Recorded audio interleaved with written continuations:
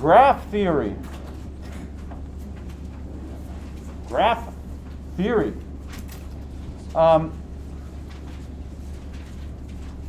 Everybody knows about the graph of a function. This has nothing to do with that. This is a completely different meaning of the word graph in mathematics.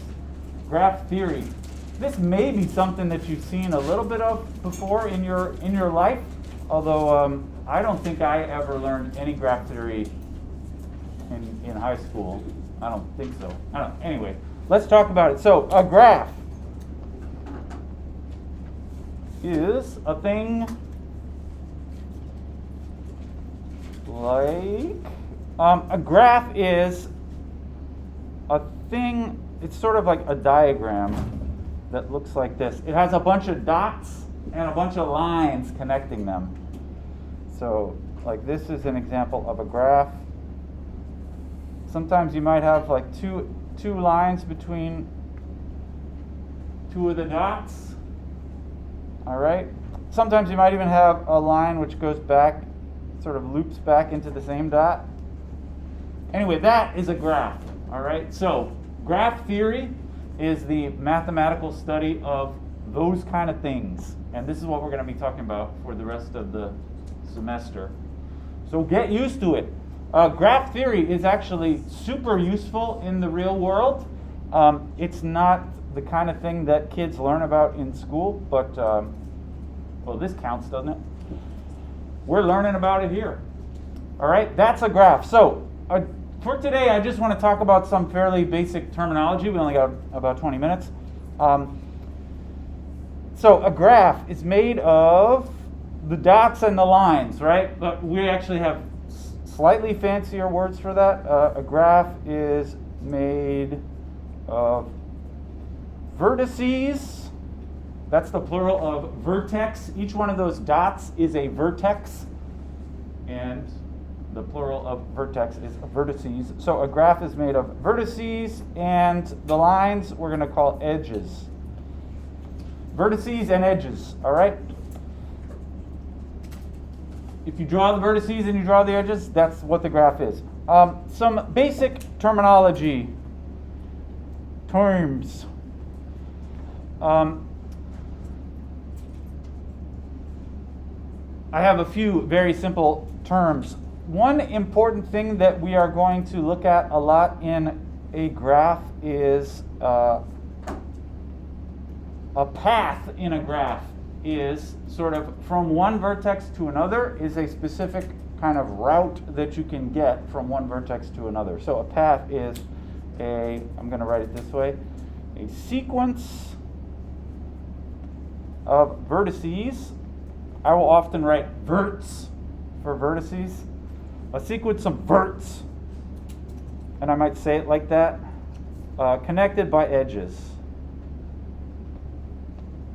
So for example, if I have a graph where the vertices like have names to them, maybe like this, say they're called A, B, C, D, like this, then here I'll say, A, B, D is a path. And you imagine this path as like starting at A and going here and then over here, right? A path kind of has a direction to it. It has a starting point and an ending point. A, B, D is that path that I drew in red, all right? Something like A, B, C is not a path in this graph because there is no edge that goes from A to C. If you want to get to C, you got to go through D first. So A, B, C is not a path. All right, whereas A, B, C, D is a path. Or something like A, B, A, that is a path also.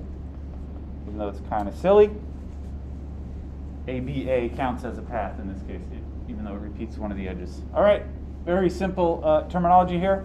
There's a special word for a path which begins and ends at the same point.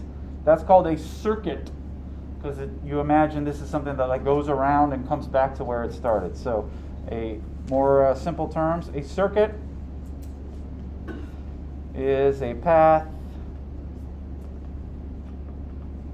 starting and ending at the same point.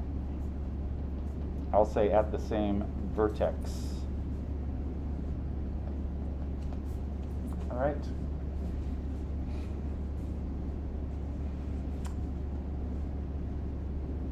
Another important, this is just a bunch of random words for now, but we're gonna say something a little more interesting in a moment.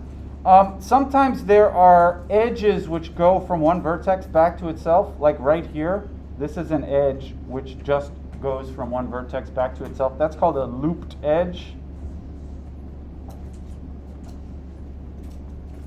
A looped edge is a single edge which goes from one vertex back to itself. All right. Another very important concept is the degree of a vertex. So every vertex has what's called a degree. The degree of a vertex is a number, and it's the number of edges that meet that vertex.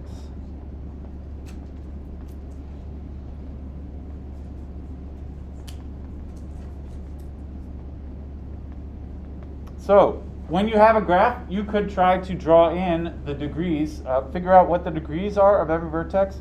The degree is the number of edges meeting that vertex. So up on my original graph here, what are the degrees? Each of these vertices has a degree. It's a number, right? So this one right here, the degree is 2 because there are 2 edges which meet that vertex. This is always easy to decide what the degree is. The degree up here is 3 because there are 3 edges which meet that vertex. Here is 2. What's the degree of this one in the middle here? 4, yeah. This is what they do in college these days? Yeah, this is very simple. It's going to get more interesting soon enough. This one has degree 2. You might wonder, how exactly do we count the degree in this situation? In a looped edge, you count both of those as separate. So this counts as degree 3. You imagine you're sort of zoomed in right here. If you only look in this little region here, it looks like there are 3 edges coming out of that vertex, even though 2 of them are actually the same edge. That still counts as degree 3. All right, so that's the degree. These are all very simple bits of terminology. And one last bit of terminology, and then we'll talk about some interesting examples. A graph can be connected or not. A graph is connected. Connected. When I'll fill in the blanks here, but basically connected means it's like all kind of one big connected piece. Like this one is connected, but this one over here, this one is not connected because it like has 2 pieces to it. All right, that's what connected means. This is connected. This one is not connected. This one, the definition is not exactly obvious. Anybody think you can tell me how to say if it's connected or not in terms of the other words that I've said so far? You basically want to say it's like all in one lump rather than 2 lumps. But I don't want to use the word lump. No, Yeah. all the vertices are connected by edges to One big lump, what you're going to say. Yeah, it'd also be good if you don't use the word connected. Because that's the if you think a little bit about it, you'll realize it's not exactly obvious. Anybody have an attempt? I mean, that was a good attempt, but you kind of ended up saying one big piece or something like that. This actually you can make sense of in terms of paths. A graph is connected. It means that if you choose any of the 2 vertices, you can get from one to the other by a path, right? That is true over here. Any of these 2 vertices, you can reach one from the other by a path. But that's not actually true over here. Because if you choose one on one piece and one on another piece, then you can't get from here to there by a path. So that's the definition of connected. A graph is connected when any vertex can be reached from any other along a path.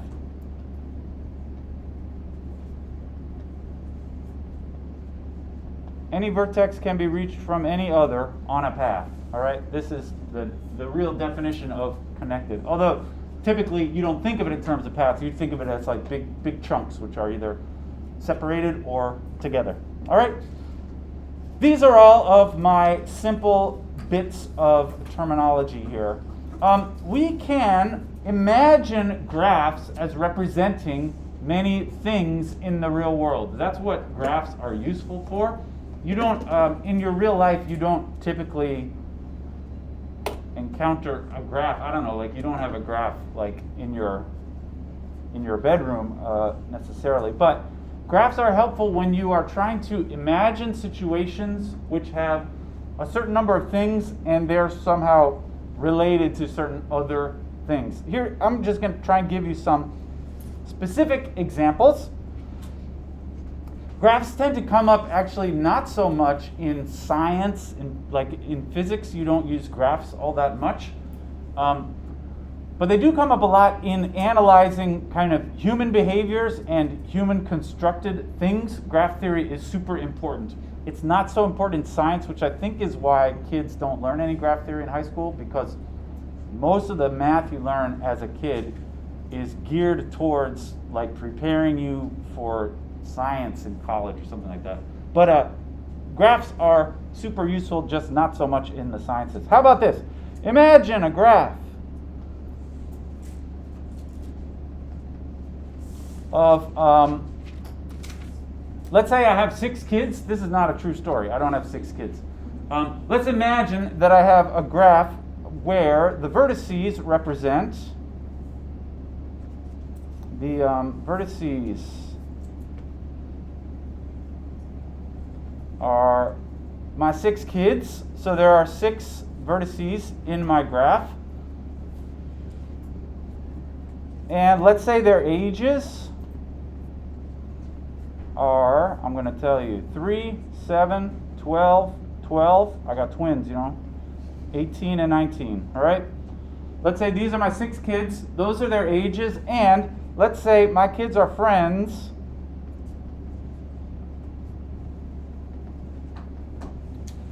If their difference in age, I'll say if their ages are within 5 of each other.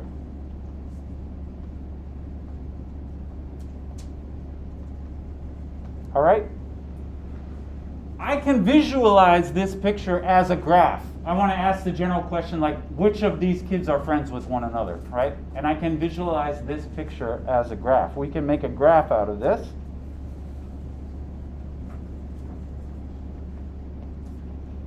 Where the vertices are each kid, so there's going to be 6 vertices, and then those kids have an edge between them if they're friends. So we can make a graph where the edges represent friendships.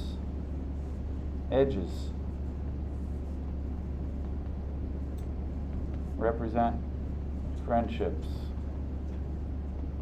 All right, for example, let's just do this example. The ages here are 3, 7, 12. There's 6 of them, right? So maybe I don't know how the edges are going to go, so I'll just arrange them kind of in a hexagon pattern here, in a circle. And then I will label them. These are not the degrees, but I'm just so we can remember, I'm just going to label the edges as we go around. 3, 7, 12, 12, 18, 19, right? And now, who is friends with each other? Well, you look at, I said the rule here was my kids are friends if their ages are within 5 of one another. So, are the 3 and the 7 friends? Yes, of course they are. I don't know if that's realistic. I don't know if a 3-year-old would want to hang out with a 7-year-old. But these distinctions go away when you get older, right? True story. My wife is actually 5 years older than me, and we're still friends. But I wouldn't have wanted to be her friend when I was 6, and when I was 6 and she was 11, probably not. I meant to say when she was 6 and I was 1. That's definitely not. Anyway, it would have been weird, right? We met when we were already old, so it was not weird. The 7 and the 12 also are connected because they're within 5 of each other. That counts. They are exactly 5, but let's say that counts. How about the 12 and the 12? Yeah, all right. The 12 and the 18? I think so. Yeah, oh no, because that's 6, right? No, the 12 and the 18 is too far. The 18 and the 19, they are friends, all right? Is that the whole graph? Did I get all the edges? No, actually, you should also consider, are there any edges kind of going across? And are there? 7. Other 12. Yeah, the 7 and the other 12 should be connected. But I think actually that's all. All right, there are no more edges to add. Okay. What does this graph tell you about my group of kids? I mean, it doesn't tell you all that much, but I suppose it tells you the fact this is disconnected, right? In ordinary language, you could say what this means is my kids, they sort of naturally go in kind of 2 groups, right? And you can also see there's this arrangement here means I have 3 kids who are all friends with each other, whereas this one is only friends with the 7. And so you might say because of the shape of this here, these guys go well together. These 4 all kind of go well together, although the 3 is going to feel like some kind of outsider because the other 3 are all friends with one another, whereas the 3 is only friends with one of them, right? Looking at the graph can tell you some kind of things about the situation that you might not notice just by, reading all these words, all right? And that's one reason why graphs are important. I got one more cute example, and I think that'll do us. How about a graph? This one is going to be way too big to draw, but this will give you some idea of how graphs are used more. This is a more realistically useful graph, I suppose. Consider a graph where each vertex is an actor, a Hollywood actor, all right? And you may be familiar with this graph, actually. And 2 actors have an edge if they appear in a movie together.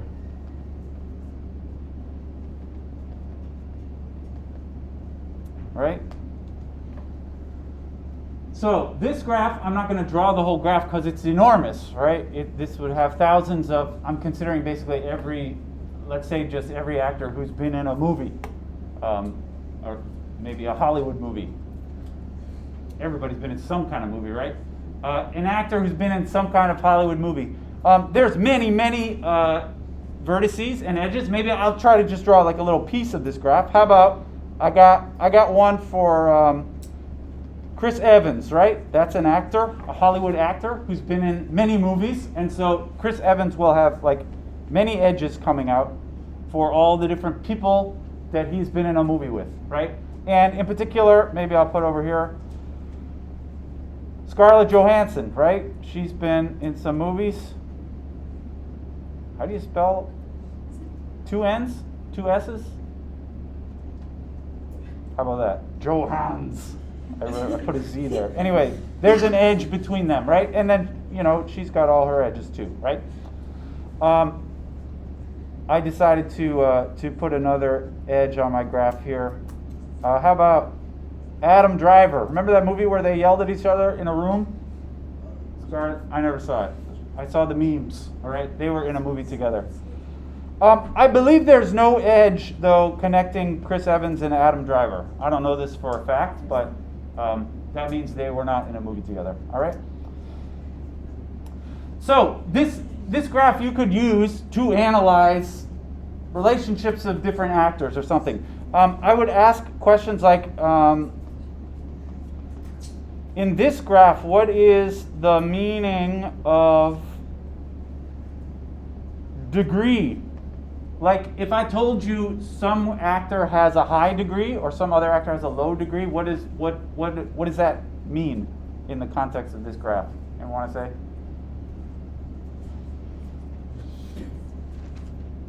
A high, can you say what does a high degree mean? Yeah, it means something like they've been in a lot of movies, or at least it means they've been in a lot of movies with other people, right? So can I just say generally more popular actors or more successful more popular actors have higher degree, right? In the graph. That's if they have a higher degree, that means they have more edges, which means they have been in more movies with other people, all right? So generally more popular actors have a higher degree. For instance, Tom Hanks probably has a pretty high degree, right? I will say Tom Hanks has a higher degree than, Carrot Top. Remember that guy? This is a very strange actor from the 90s, maybe, who's now like a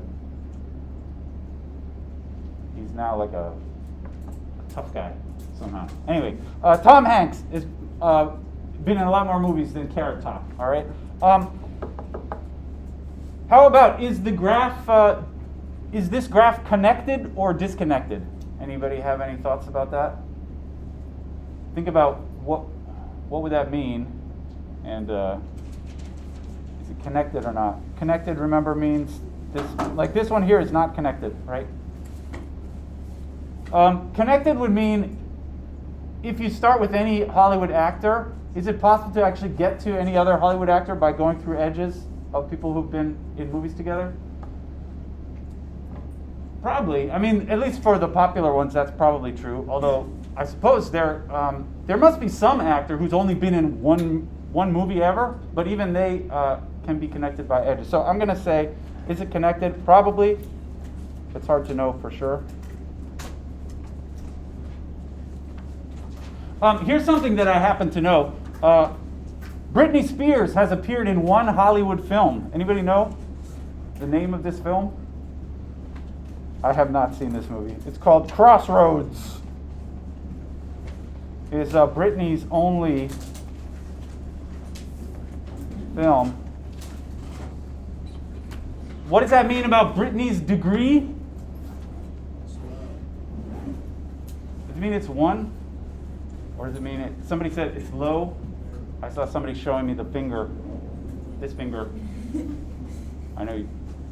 I would say it's not necessarily 1. Actually, it's definitely not 1. 1 would mean she's only been in a movie with one other actor, which is not true. There were several other quality actors in Crossroads. But it's going to be lower than everybody else. She was only in one movie, so there's only a few people she was with. All right, that'll do.